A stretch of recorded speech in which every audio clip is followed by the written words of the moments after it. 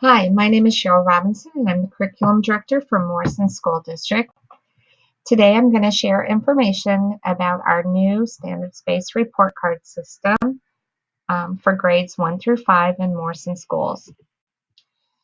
I'm hopeful that by the end of the presentation you'll have a better understanding of some of the problems of traditional grading practices, that you'll be able to explain how standards-based grading provides more specific feedback to parents, teachers, and students, and finally, that you'll be able to use a standards-based report card in order to help your child. To begin with, it's important to understand what a learning standard is. A learning standard is an agreed-upon statement of what a student should know and be able to do. Illinois has adopted new learning standards in all subject areas and for every grade level. These learning standards require a different way of assessing student understanding. An example of a fourth grade math standard is that student will demonstrate an understanding of how to reduce fractions. We'll explore this learning target throughout the presentation today. It's important that we all have a common understanding of the purpose of a report card. A report card should provide specific feedback to students, teachers, and families on a student's progress toward meeting grade level learning standards. With traditional grading, often grades were reported with letter grades, such as an A, B, C, D, and F, the most common one we're all probably familiar with. Typically, those grades were determined based on everything being averaged together for that overall grade at the end of the reporting period. The problems with traditional grading, and let's use the example of mathematics, is that during a typical learning period in mathematics, students may have studied geometry, computation, math fluency, fractions, measurement, and place value. All of those skills were combined and averaged into one overall grade, therefore making it difficult for parents, students, and teachers to clearly identify in what areas was the student strong and in what areas did the student need more support. How can I help my child bring that grade from a C to an A? I'd also like to talk about the impact of averaging grades using a traditional grading method. Let's take the learning standard of riding a bike independently. Most of us, when we started learning to ride a bike, might have fallen a few times. Some may have needed training wheels longer than others, while others needed an adult there to help support and guide the way. With traditional averaging practices, those first attempts at learning, or in this case, falling down, are considered in the student's final grade, and those early attempts at learning often have a negative impact on that final grade. Let's do a more clear school example. If the learning target is to reduce fractions, here's an example of a student's learning path. Early on, the student fell down a couple of times, struggled with that new skill of reducing fractions. But as we can see, after more practice and more attempts at learning that skill, the student did, by the end of the learning period, show that he or she had met that standard of reducing fractions. However, using a traditional grading practice, the student would still receive a C-. Those first attempts at learning, when averaged in, pull down those end grades, even though the student may clearly be demonstrating an understanding of reducing fractions. In Morrison, we're moving to a reporting system that does not involve averaging for that reason. In our system, a 5 means that the student is exceeding standards. And on the report card, you might see that from time to time. In this case, a student would not only be able to ride the bike on his own, but can perform wheelies, jump ramps, and perform other bike stunts, clearly exceeding the standard of being able to ride a bike independently. However, most importantly, a 4 means that student is meeting the standard. This should be celebrated. When a student meets that grade level standard, it means that the student is able to ride the bike independently on her own.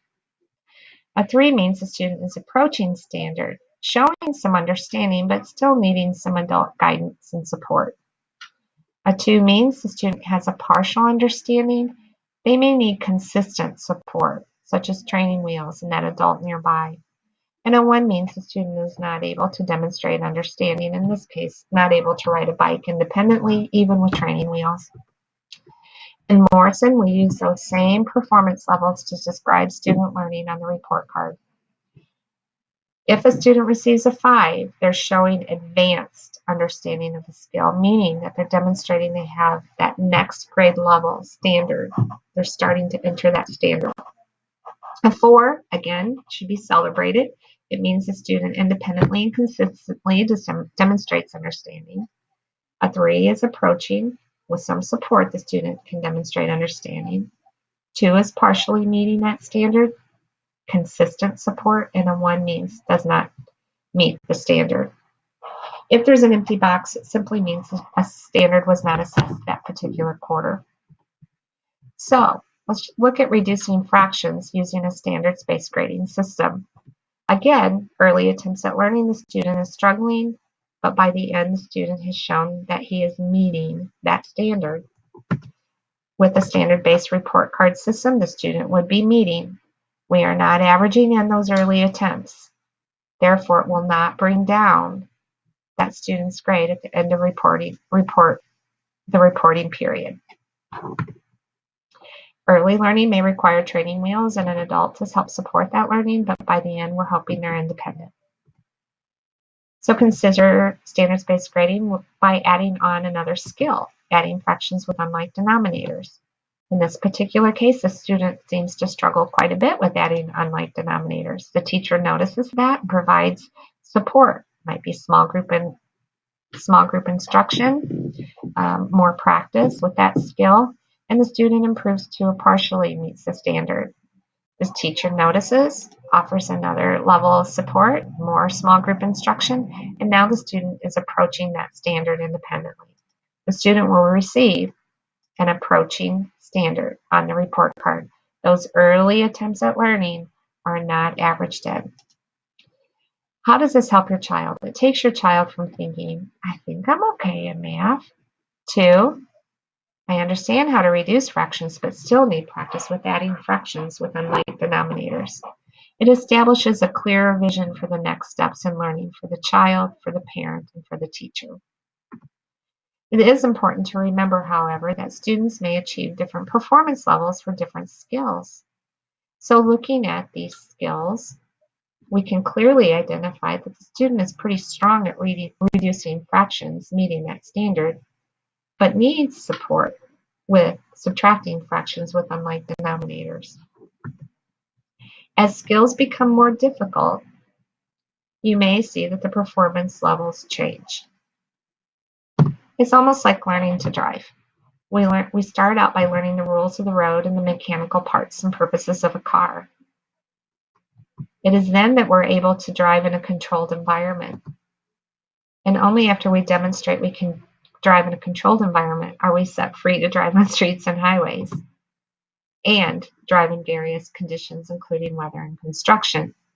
As those skills become more complicated, performance levels may change.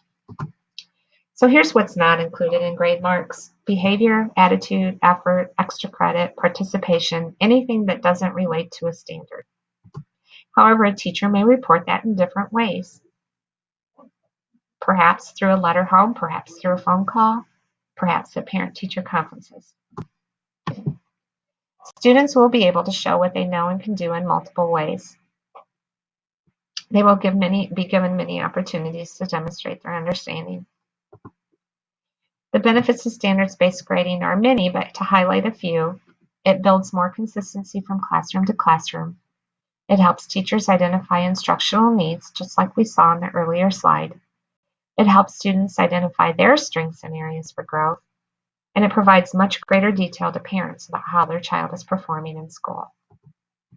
Here's an example of what our report card will look like. Remember, you will see a number in each of these boxes. Number 1, 2, 3, 4, or 5, representing the performance level of the child. If the box is left empty, It means that particular skill was not addressed during that quarter. I encourage you to contact